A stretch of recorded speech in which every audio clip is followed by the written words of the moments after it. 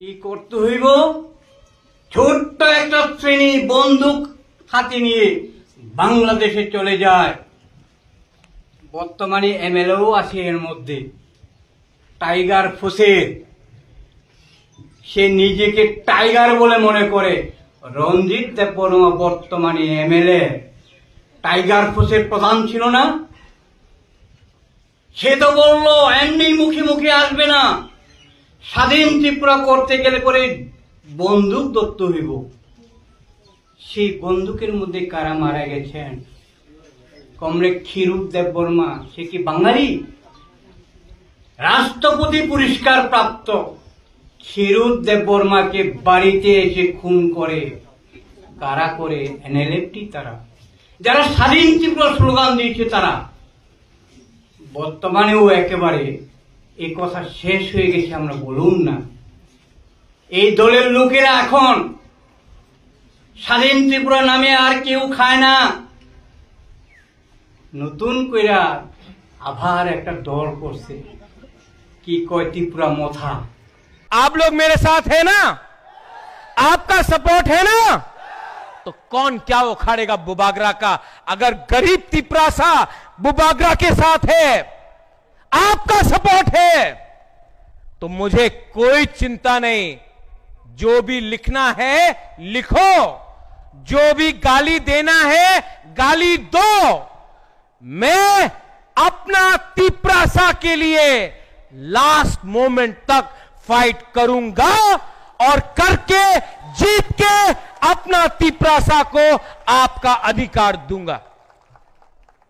मैंने सुना सीपीएम जितेंद्र बाबू, बुरुंगनांग जितेंद्र चौधरी हमारा अगेंस्ट, तिपरासा का अगेंस्ट बहुत बोल रहा है। जितेंद्र बाबू, ये प्रद्योत विक्रम माणिक्य ना राहुल गांधी का सुनता है, ना अमित शाह का बात सुनता है। मैं तिपरासा का बात सुनता हूं।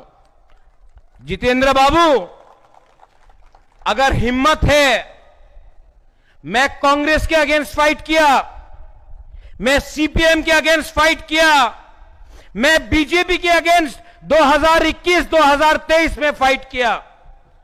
आपका पास हिम्मत है तो एक बार मानिक सरकार से चैलेंज करके अपना तिपरासा के बारे बात करो। क्या बुबागरा को चैलेंज करता है, बोलता है कि तिपरासा अकॉर्ड नहीं होगा, तिपरालान होबे ना, बोलता है। नहीं मिला,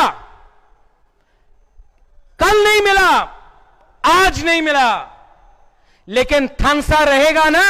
ये दिल का अंदर है अपना तिपरासा का बात। अगर थानसा रहा, एक ना एक दिन तो मिलेगा, क्योंकि मेरा कमिटमेंट मेरा कम्युनिटी के साथ है, पार्टी के साथ नहीं है। 2026 में जीतेगा तिपरा मता जीतेगा, लेकिन 2028 में तिपरासा त्रिपुरा में राज शासन त्रिपुरा और तिपरासा करेगा। अगर थानसा रहा तो 200 साल लगा अंग्रेज को हटाने के लिए, 35 साल लगा सीपीएम को हराने के लिए, 3 साल और आपका बच्चा का भविष्य किसी और का हाथ में नहीं होगा, आपके हाथ में होगा। जितेंद्र चौधरी राजनीति करता है, पार्टी करता है, आपका राजा जाति करता है। आप चुनो, पार्टी करना है या जाति करना है, एक रहना है या बट जाना है। हमको आपका थानसा दो, हम लोग जीत के कॉन्स्टिट्यूशनल सॉल्यूशन लेकर आएगा। ত্রিপুরা মথা দলের প্রধান প্রদ্যুৎ কিশোর দেববর্মা কার ঘরে জন্ম? প্রত্যেকের জন্য রাজ পরিবারের জন্ম। তার বাবার পরিচয় কি? কিরি বিক্রম দেববর্মা। তার মায়ের পরিচয় কি? বিভু কুমারী দেবী, তাদের ইতিহাসটা কি বলে? কিরি বিক্রম ছিল না এমপি, বিভু কুমারী দেবী ছিল না মন্ত্রী, তার দাদু ছিল বীর বিক্রম কিশোর মানিক্য বাহাদুর, তারও রাজা। তাহলে এখান থেকে গণমুক্তি পরিষদ প্রশ্ন, 1400 বছর তোমরা শাসন করেছে, এ রাজ্যের উপজাতিদের জন্য করেছেটা কি? এটা গণমুক্তি পরিষদ। উত্তর এখনো পায়নি। বরং বর্তমানে মথার নেতা প্রদ্যুৎ কিশোর দেববর্মা জাতির নামে, ঠাংসার নামে বিভিন্ন জায়গায় বিভিন্ন বক্তব্য, সকালে কইলে বিকালে মনে থাকে না, বিকালে যদি কই সন্ধ্যা মনে থাকে না। এত বড় ত্রিপুরা রাজ্যের উপজাতিদের বাটফারি করা আমরা কি বুঝি না? এই কমরেডরা কি কম বুঝে? এই কমরেডরাও ভালো বুঝে। সে কি কইতে চায়, করেটা কি, করেটা উল্টো। ত্রিপুরা মথা দলের যারা নেতারা আছে, একটা কথাও সত্য বলে না উপজাতি এলাকার মধ্যে। তাহলে প্রমাণটা কি?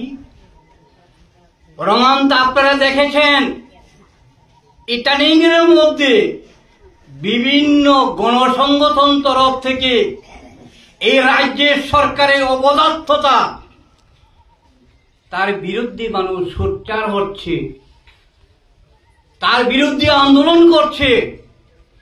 এখন একটা নাম শুনছে স্মার্ট মিটার। স্মার্ট মিটার লাগাতে হবে, পকেট কেটে টাকা নিব, এই রাজ্য সরকারের বিদ্যুৎ দপ্তর। এর কথা কোন প্রদ্যুতের মন্তব্য আছে? ত্রিপুরার জন্য যদি দরদ দেখায়,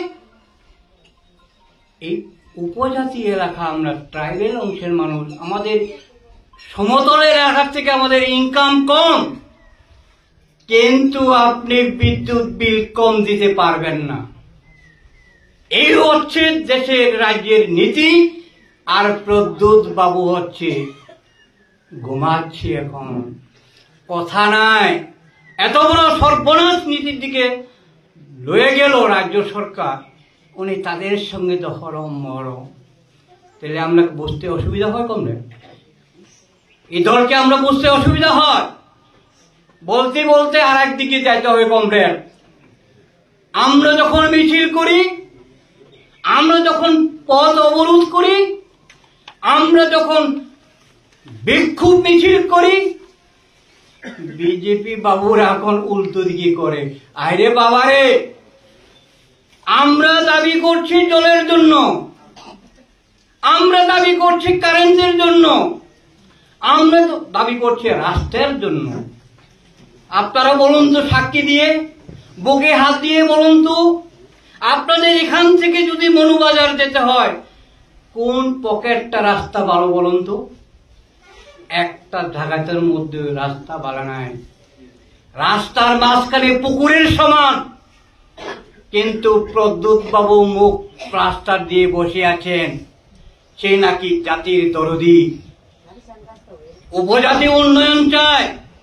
যদি উপজাতি উন্নয়ন চায়, তাহলে রাস্তা যে বেহাল অবস্থা, রাস্তার মধ্যে গাড়ি দাঁড়িয়ে অ্যাক্সিডেন্টের মধ্যে মানুষ মারা যায়। প্রদ্যুৎ বাবু একটা কথা আছে উচ্চারণ, একটা কথাও উচ্চারণ নাই। বরং আমরা যখন মিছিল করি, আমরা যখন প্রতিবাদ করি, বিজেপির সঙ্গে মাথার তালে তালে যুক্ত হয়ে প্রতিবাদ করতে হইব। কি প্রতিবাদ? জিতেন চৌধুরী হুঁশিয়ার, প্রভাস চৌধুরী হুঁশিয়ার, এই মিছিলটা করে। আর একখানি যখন মিছিল করতে যায়, আমরা মিছিল শেষে বিজেপি নেতারা মানুষকে জড়ো করে সিপিএম এর মিছিল, সিপিএম এর মধ্যে যে পথসভা আলোচনা করছে তার বিপরীত করার জন্য। মানুষ 2-4 জন আসলো, মাইক বাঁধলো, বলো মিছিলটা শুরু করি। এমন দামের একটা লোক, আমি নাম বলুন না কমরেড, এসে বলল কি মিছিল হইব নি? সেগুলো তাহলে মিছিল যদি হয় একটা স্লোগান দিতে হইব, কি স্লোগান? কই 340 টাকা মাংখা, 340 টাকা মাংখা, 200 দিনের শামুক মাংখা, এটা তখন বিজেপি নেতা কইছে কই আমরা তো কেউ দিছে না, পাইছেও না, তাইলে আমি থাকতো না তোমার মিছিলে আমি থাকতো না। 340 টাকা দিব কইছে না তোমরা? 340 টাকার ব্যাপারে তোমরা কথা কইতো না। এখানে সিপিএম নেতারা বক্তৃতা করে তার প্রতিবাদের জন্য মাইক বাঁধে, প্রতিবাদ করার জন্য মানুষ খুঁজছে, তোমরা কি লজ্জা পায় না? আমরা ভারতীয় জনতা পার্টি জিন্দাবাদ জিন্দাবাদ জিন্দাবাদ করে সারাদিন করে, আর তোমাদের নেতারা স্করপিও গাড়ি চলে, বোলেরো গাড়ি চলে, একজনের 2-3টা গাড়ি মালিক হয়। আমরা চিলাইব, তোমরা বাড়ি গাড়ি ভালো মধ্যে গাড়ি চড়বো, এটা হইতো না, আমরা চিলাইতাম না। ডেপুটেশন গেলে সাবজোনাল অফিসার কিছুই কইতে পারে না, কোনো উত্তর দিতে পারে না। কয় কি করব আমি, উপর থেকে না এলে আমি কি করব? আপনারা দাবিটা সব ঠিক আছে, আমি কিন্তু কিছু করার নাই। তাই গেল কোথায় টাকা? তাহলে আমরা প্রশ্ন জাগে না, এডিশনের মধ্যে পড়ার টাকা গেল কই? এই থাংসা দলের নেতারা পকেট বাড়ি হয়, কিন্তু যারা থাংসার জন্য কথা কয় তাদের মধ্যে কোনো পকেটে শূন্য হয়ে যায়। এর জন্য কমরেড, এই গণমুক্তি পরিষদ যারা আপনারা সরকারের লোক এসেছেন, আমার কাছে এত আনন্দ, এত খুশি লাগে। আপনারা সৈনিকের মতো যদি দায়িত্ব পালন করেন, এই দূষর, এই আপদ, যারা ঠকায়, ঠকার জন্য সুযোগ নেয়, এদেরকে আমরা এই রাজ্যের থেকে 28 সালে এদেরকে বিতাড়িত করা, বিসর্জন দেওয়ার জন্য আপনারা যদি, এই মায়েরা যদি উদ্যোগ নেন, এই সামনে বাইরেও যদি উদ্যোগ নেন, কেন পারবে না? কেন পারবে না? বিজেপি নেতারা রাত্রে গন্ডগোল করে, যে ব্যক্তি থানার গিয়ে মামলাটা করতে যায়, ওসি বাবুরা কয় কেন আসেন আপনারা? আপনারা মন্ডলে গিয়ে একটু কথা কইলে তো শেষ বেশ করা যায়। আরে বাবারে মালিক, তোমার সাহা সরকার মন্ডলে যদি এতই প্রয়োজন যদি মনে করে, মানুষের গড় জ্বালাতে মন্ডলে যদি ঠিক করতে পারে, তোমার আউটপোস্ট, তোমার থানা, তোমার পিএস দরকার নাই, মন্ডলে তো সব ঠিক করবে। পুলিশ পর্যন্ত বলে মন্ডলে যান, মন্ডলে গিয়ে নাকি শেষ দেশ করেন। আমরা কোথায় যাবো কমরেড? এই সরকারটা যে আছে, আমাদের নিরাপত্তা কোথায়? আমরা নিরাপদ আছে কি? নিরাপদ নাই। নিরাপদ জন্য, অধিকারের জন্য, বাক স্বাধীনতা, কথা বলার অধিকারের জন্য একমাত্র পথ গণমুক্তি পরিষদ। গণমুক্তি পরিষদ এটা করতে পারে। তাই কমরেডকে অনুরোধ করব, আহ্বান করব, আপনারা প্রত্যেকেরই যদি দায়িত্ব নিয়ে যান, গণমুক্তি পরিষদ আগামী দিন শক্তিশালী হয়ে 28 সালে নির্বাচনে আবারও আমরা বামফ্রন্ট সরকার তৈরি করব, এই শপথটা নিয়ে যাবেন।